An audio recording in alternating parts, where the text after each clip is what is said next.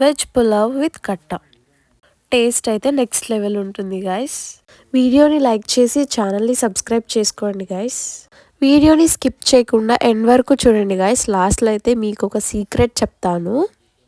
Process చూద్దాము. First అయితే ఆనియన్స్ని ఇట్లా వీడియోలో చూపిస్తున్నట్టు సన్నగా కట్ చేసుకోండి గైస్.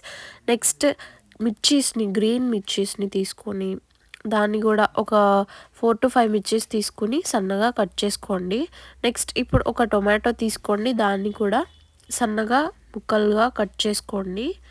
ఇప్పుడు నెక్స్ట్ మనం బాస్మతి రైస్తో చేస్తే బిర్యానీ ఆర్ పులావ్ అయితే టేస్ట్ చాలా బాగుంటుంది. అలాగే నార్మల్ రైస్తో చేస్తే కూడా చాలా బాగుంటుంది గైస్ టేస్ట్ అయితే. నేను ఇప్పుడు నార్మల్ రైస్తో ట్రై చేశాను.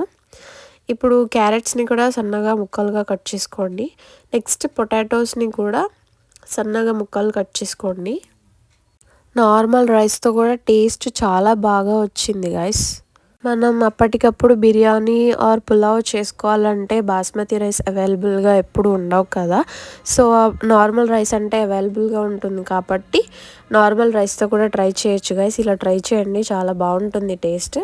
ఇప్పుడు బీన్స్ని కూడా తీసుకొని వాటిని సన్నగా ముక్కలుగా కట్ చేసుకోండి గైస్.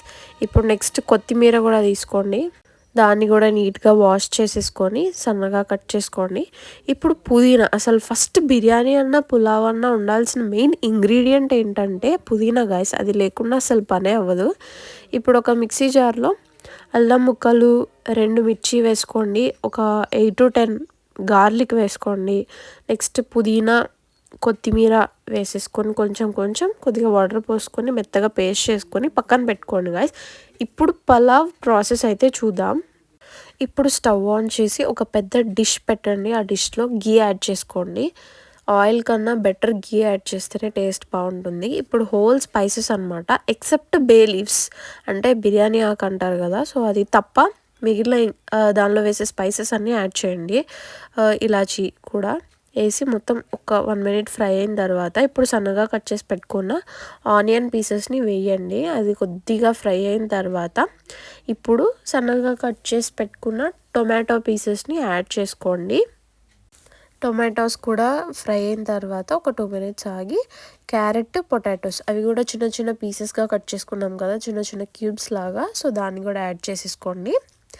ఇప్పుడు ఈ పొటాటో, క్యారెట్స్ కొద్దిగా పచ్చివాసన పోయేంత వరకు అట్లా ఫ్రై చేసుకోండి.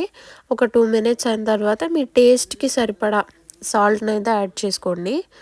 సాల్ట్ కొంచెం చూసే వేసుకోండి, బికాజ్ ఖట్టా ఉంటుంది కాబట్టి.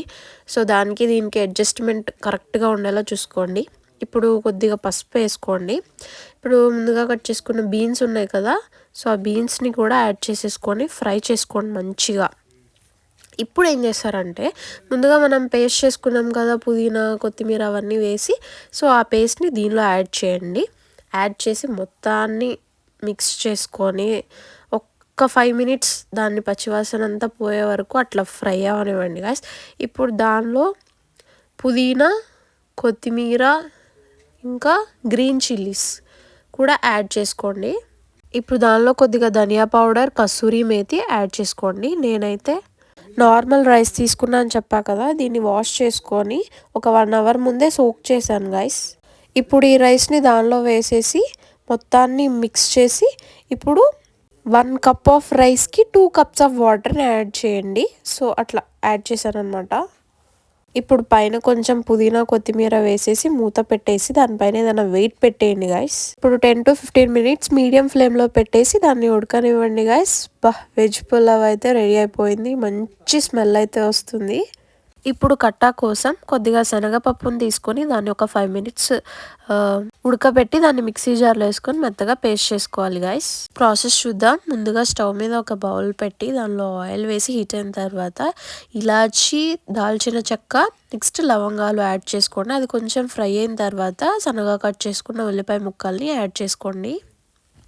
ఇప్పుడు దీనికి మెయిన్ వంకాయ అండ్ సొరకాయ ఉండాలి గైస్, ఇది ఉంటేనే మంచి టేస్ట్. సో ఆ రెండింటిని యాడ్ చేసుకోండి.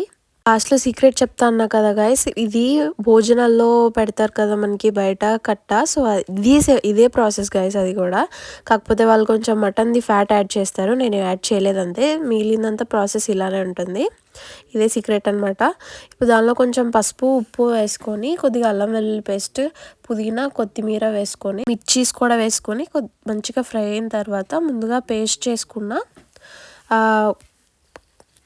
శనగపప్పుది పేస్ట్ చేసాం కదా, అది దీనిలో యాడ్ చేసేసుకోండి గైస్. ఇప్పుడు దానిలో ఒక కప్పు చింతపండు రసాన్ని యాడ్ చేసుకోండి. ఒక 5 మినిట్స్ దాన్ని అట్లా ఉడకనివ్వండి.